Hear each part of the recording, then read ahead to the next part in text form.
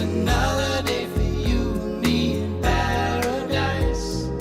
Oh, think twice, 'cause it's another day for you and me in paradise.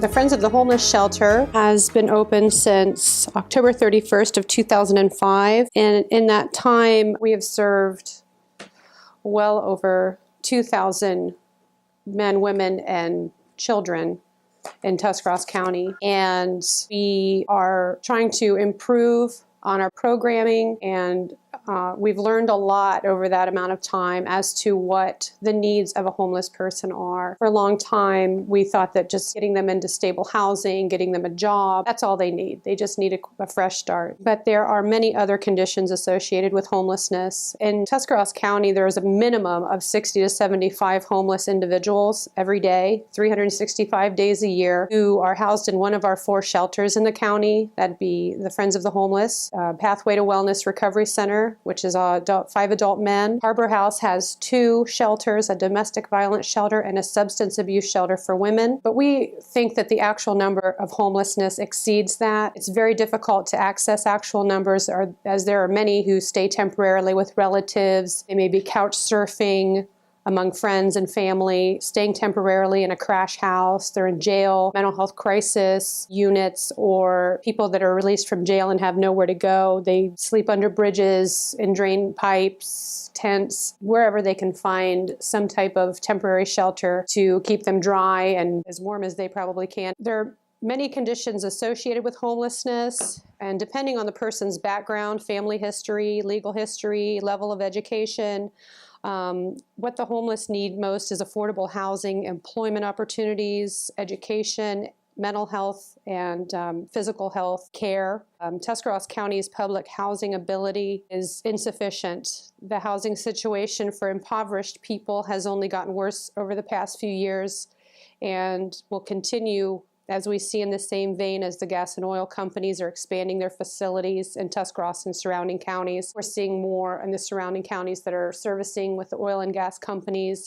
Rents are going up as high as 500%. A shelter is supposed to be 40 days. Our program, we do 90, and that is contingent on their progress and what they're doing to improve their lives. And like I said, that can be anything from addressing their mental health, physical health issues, education, better work opportunities, and housing opportunities, which most of the time being in the shelter, there are a few programs that they will set aside just for someone that's homeless, families and individuals. Friends of the Homeless is engaged at this time in a public awareness campaign in hopes to dispel these stereotypes. Homeless people are treated with prejudice. We cannot sway someone who believes that they're right or wrong about what homelessness or what a homeless person is. They have a level of sensitivity about what it does to their self-image and esteem and their motivation. There's fear and ignorance that drives the opinions of the unknowing or the uncaring people. Depending on what they hear in their own homes or out on the street is, how do they react or respond to that? It feels like they are invisible and that the deck is constantly stacked against them. These are very good, strong-willed people that really need some kind of help. And like I said, that varies between individuals, but with more programs and more support that we get, we're able to see people not only ending homelessness for them, but to be successful. We have a lot of folks who come back here to volunteer their time. They make meals for us. They bring what little they have back to us that they think they have extra because of the graciousness they feel for the time they'd spent here and the help that they have received. As a single parent entering Friends of the Homeless, I was honestly scared. I am new to the area, not knowing anything about this town. My state of mind about a shelter was a bad place. I was unsure of how it was like, cautious of the people here, and what my next game plan was. When I first came here, I expected not to have anything for my children. I was scared for, if they were going to get involved or how they would feel about the whole situation. Friends of the Homeless was not what I expected. I was welcomed with an outstanding welcome.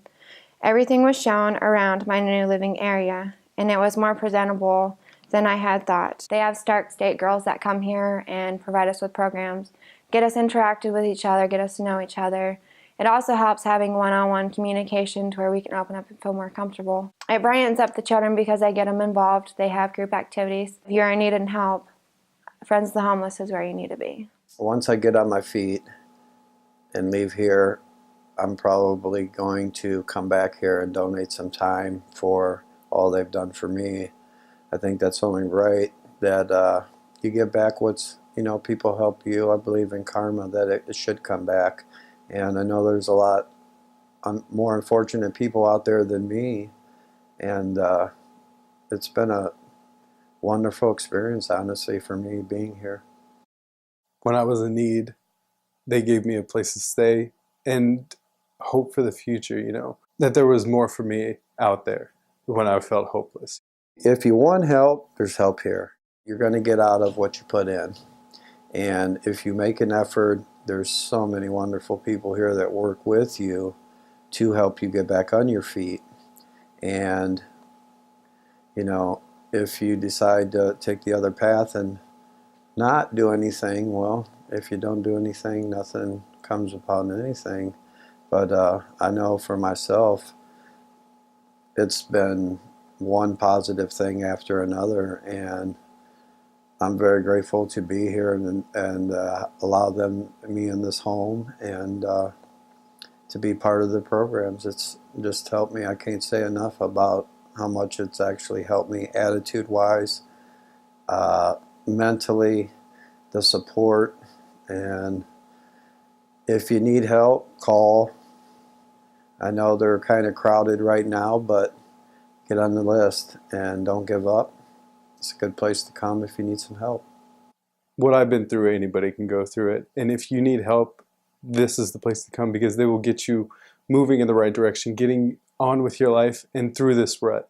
Pathway to Wellness Recovery Center was started in March of 2012, and it was discovered since 2005. An alarming number of our residents were afflicted with substance abuse issues. There is nowhere in the Tri-County area, and very few places in the state for that matter, that are recovery housing for men. For men, once they're released and detoxed, maybe have a 30-day program, they're on their own to maintain their sobriety. It's a long-term struggle, and 30 days is definitely not going to usually have a positive outcome. We support long-term recovery, and the residents can stay there for up to a year. We are there to provide hope for indigent adult men struggling with substance abuse and addiction.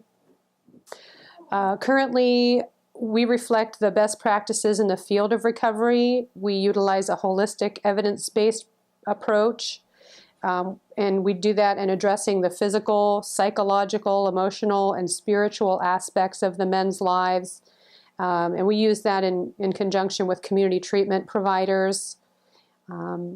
Pathway to Wellness is supervised 24 hours a day, 7 days a week by personnel trained in the recovery process.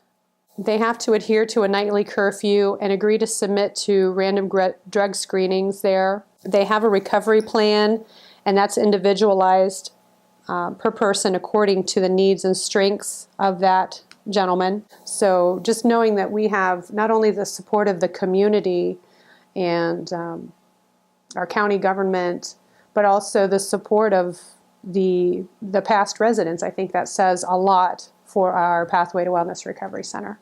All of the money used to keep Pathway open and running is coming straight from our community donations. This is something we really need. We would like to be able to expand this program, but without the community's support, we aren't going to be able to continue in the way we are. And seeing that we have the positive influence and outcomes that we have thus far, we believe that it's something that is definitely needed in our community. We want to let everyone in our area know that all the money that is given to Pathway stays at Pathway and continues to help the gentlemen in our area that are struggling with these issues. Pathway to Wellness changed my life because they give me the tools that nobody else could. Before I came into recovery, my parents and my grandparents tried to get me into different recovery centers, tried to get me counseling. Nothing ever really worked. And until I came in here on my own free will, until I was ready to do what I had to do to get sober.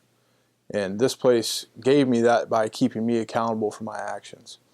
Here, they let me come and go to work, and they let me go to AA meetings. They got me involved in IOP, which is intensive outpatient treatment. And all those gave me different tools to what I could do to get sober. And eventually, by my time to get released, it helped me on the outworld. Which also helped me get accountable was I could go to work and I could come back here. I had a safe, sober environment to come back to. We work on the mental, the physical, the spiritual, right now I'm involved with a church. We have Jack, who comes, actually founded, started this place in the shelter, comes in and does a Bible study, and gives us a point of view from that reference. We have Scott Bell comes in on Tuesday nights, and he does a core values class.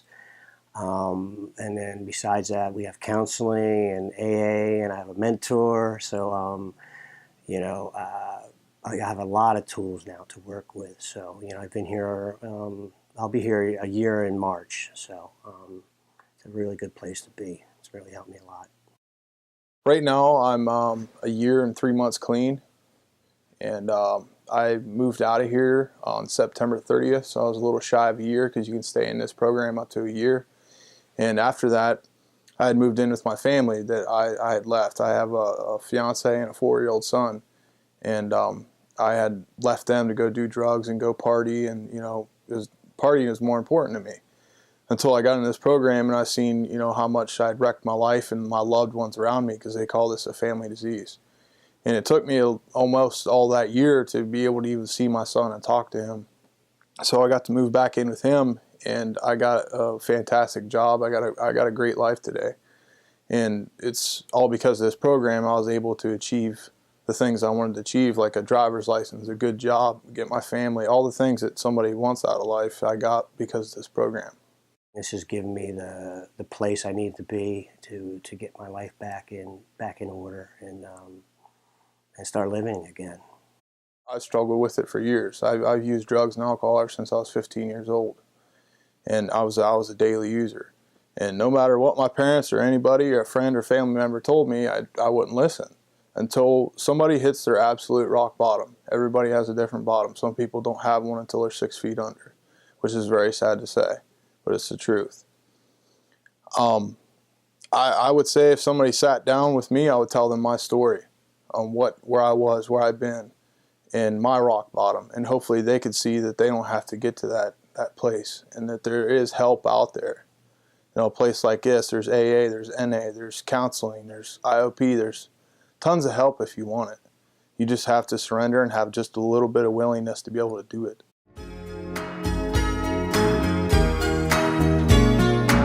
She calls out to the man on the street, "Sir, can you help me?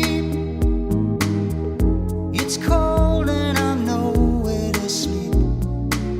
Is there somewhere you can tell me?"